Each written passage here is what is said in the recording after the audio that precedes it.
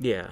He was, because of the fact that I grew up without my father in my life. I did have a stepfather around the time, but it's not, he wasn't an actual father figure towards me, because he knew the way how he viewed me was, I'm someone else's kid.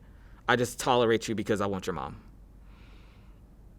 So that's the type of relationship that I had with him.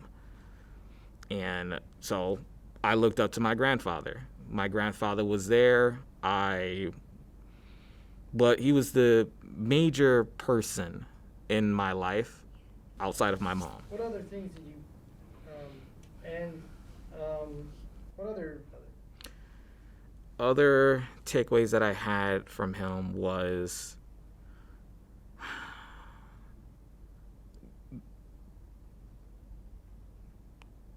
you are the best that you can be. Well, what do you mean by that? Like, and is that him saying it to you, or? yeah, that was, I'm trying to I'm trying to pull up some of the things of what he stated to me, is that, like, the things that he used to say and what he used to do, he was always big in, like, dressing appropriate. Like, there was never a day that I ever saw him that he would dress casual. He dressed professional every single day. Dressed to impress.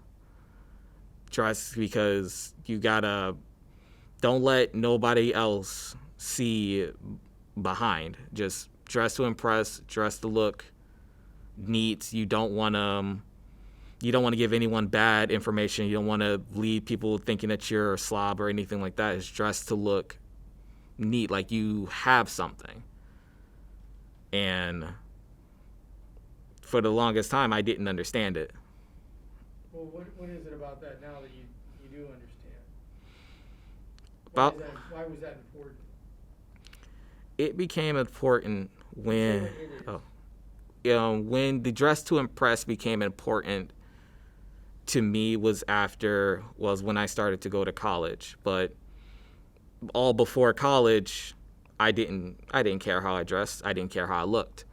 My whole thing that I had, the philosophy was that if someone wants to talk to me, they'll talk to me whether I look fancy or not.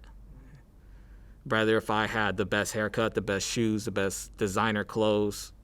That was my whole thing growing up. And one thing now, because is that sticks out the most, was that when he passed away on me when I was in 7th grade. I was going to Garden City schools at this time. The last thing he said to me was, you should get a haircut.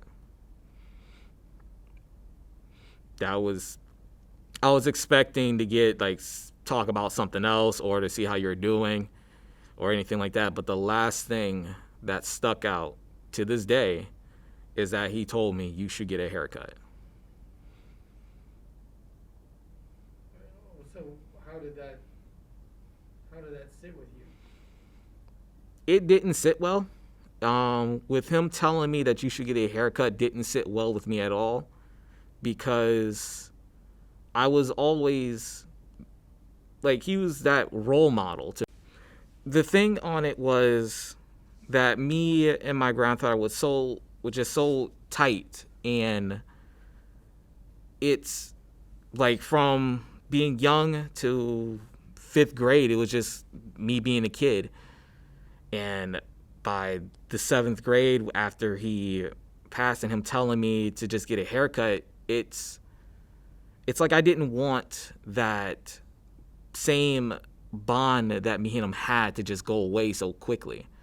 To hear that to be his last statement, instead of saying anything like, I'm proud of you, I'm glad that you're here, or anything in that sort of playing field, just the only statement he told me was, you should get a haircut. And that's now, at this time of being much older, I understand it a little bit more than I would have in my teens. And yeah, in my teen years, stand it a lot more now. And if I could say something to him now, I would say I got that haircut really.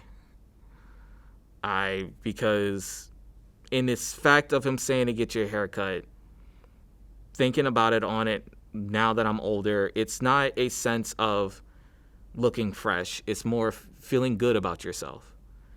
Doing something that's going to make you appreciate what you look like, how you feel.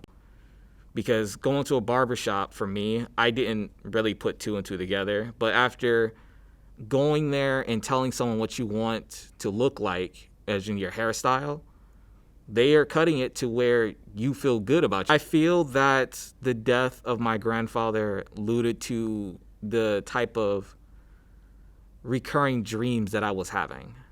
It's the feeling of, at first, not knowing what's behind me, not knowing what's in front of me. All I know, I'm just running, to knowing what it is that's chasing me, to trying to find a safe spot, and then to an ending of knowing what's right and what's wrong. Well, and did he not provide kind of a safe spot for you? Yes, my grandfather provided a safe spot for me when me and my mom would bump heads, to where, because I will be honest, that my entire life, most men would be like, oh, that's pretty cool. My entire life, I was around women my entire life. There was no other male figures. I had just all women around. So I feel more comfortable because of the way how I grew up was talking to women. But my grandfather was the only male figure that I was like, I very comfortable talking to you about. I said it was like I was 14, probably. It's where I was just the way how the dream worked was that on my birthday every night it lasted. I couldn't tell you how long it lasted, but it felt forever. It was me in the woods, just dark and just running. My heart's pounding. I have no idea what I'm running from. I'm just have this feeling of running, that something's behind me. I need to get away. And once that happened, I would then I wouldn't see, but I would look behind me and not see nothing and end up tripping over, I call it a log. I ended up tripping over a log, and after I tripped over this log, I woke up. As I woke up, I felt pain in my leg for a moment, because it was that sense of like, I can't remember how they would state it, that like where you can feel your dreams in reality.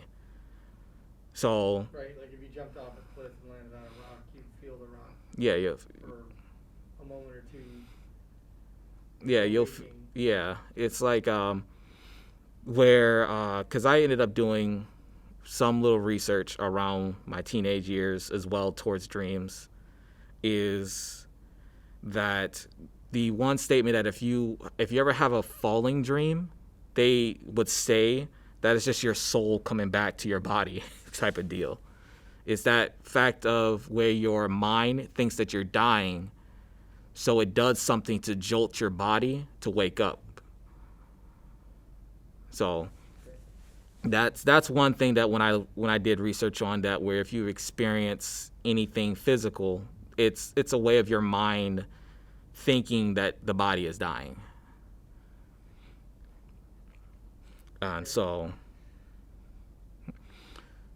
Pretty complete. Any other questions? Would you be open to an interpretation? Interpretation. You mean your interpretation? Yes. Yes. So I hear his angle on what you're saying. Sure. Go ahead. The dream, in fact, tells you that you're dying. You're in peril of dying, being in the woods, being chased, which is pointing back to your grandfather dying.